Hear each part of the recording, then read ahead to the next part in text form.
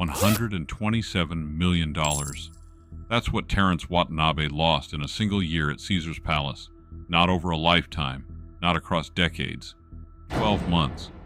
He walked in with a fortune from selling his family business. He walked out broke, drunk, and begging the casino to stop serving him. They didn't. They couldn't afford to. Because Terrance Watanabe was responsible for nearly 6% of Caesar's entire annual revenue. One man, 1 year, one addiction.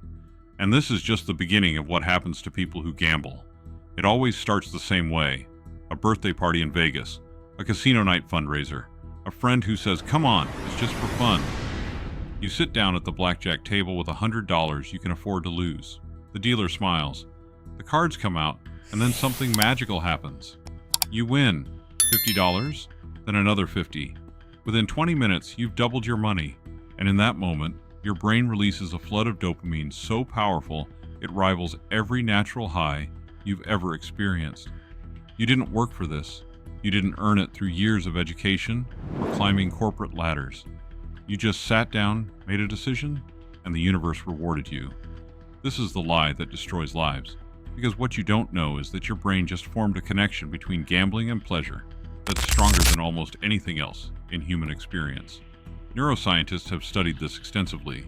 The dopamine release from gambling is comparable to what happens during substance use. But here's what makes it even more dangerous. You don't even have to win to get the hit. The slot machine stops one symbol away from the jackpot. You almost had it. You were so close. And somehow, that near miss triggers the same reward response as actually winning. Your brain interprets it as progress, as learning, as getting better at something that's completely random. Scientists call it the near-miss effect, and casinos have weaponized it. Modern slot machines are programmed to deliver near misses at calculated intervals. Not too many, or you'll catch on. Not too few, or you'll lose interest. Just enough to keep you believing that the big win is right around the corner. But the machine isn't the only thing programmed. The entire building is a psychological experiment designed around one objective: keep you playing. Walk into any major casino and notice what's missing. Clocks, windows, any indication of whether it's 2 in the afternoon or 2 in the morning. The carpets have deliberately chaotic patterns that force your eyes upward toward the machines and tables. The ceilings are low, creating an intimate atmosphere. The lighting is carefully calibrated to feel like eternal twilight. Some casinos even adjust oxygen levels in the air to keep you alert. The drinks are free. The bathrooms are strategically placed far from the gaming floor. Every sound, from the musical chimes of slot machines to the cascade of coins, is engineered to trigger excitement. You think you're in a playground. You're actually in a laboratory, and every element has been tested, refined, and perfected over decades to exploit specific vulnerabilities in human psychology.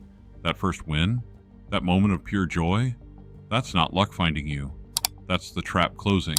But the truth is, the trap was built long before you ever walked through the door. Casinos hire neuroscientists, mathematicians, and behavioral psychologists. They don't guess how your brain works. They map it. They build machines and environments that know your weaknesses better than you do. They know exactly when you're likely to chase your losses, when you're most likely to bet bigger, and when you're emotionally vulnerable. And they use that data to keep you in your seat for as long as possible. Every inch of a casino is built for one outcome: you staying longer than you planned. And the longer you stay, the more you lose. But casinos don't just manipulate you physically. They manipulate you emotionally. They celebrate your wins loudly, flashing lights, ringing sounds, cheers. But when you lose, silence. No alarms, no attention. Wins feel huge, losses feel invisible, and that's exactly how they want you to feel. A win keeps you hooked, a loss keeps you quiet. And together, those two experiences form the cycle that ruins lives. But the scariest part? Casinos don't need you to lose everything. They just need you to keep coming back. And you will, because the system is built to make you believe you're in control. But you're not. You never were. The casino has already made the decisions for you. Your job is just to follow the path they've laid out. But maybe you're thinking, I don't play slots. I'm smarter than that. It doesn't matter. Every game in a casino is designed to win your money, just at different speeds. Slots drain you slowly. Roulette drains you quickly.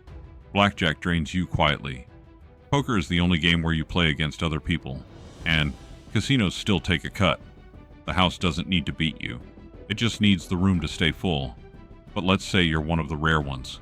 Maybe you actually do win. Casinos have a strategy for you too. Make you feel special. They upgrade your room, send you free meals, offer you limo rides. Not because they like you, but because you're profitable.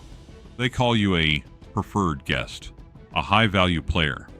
What they really mean is this: you lose a lot. Please keep losing. And that's what makes casinos so dangerous. They're not selling entertainment. They're selling an illusion. The illusion that you're lucky, that you're special, that you're in control. But luck runs out. Special treatment fades. And control? That was never real. So what happens next? You chase the feeling you had the first time you won, and you keep chasing until the money is gone, the joy is gone, the illusion is gone, and all that's left is the truth.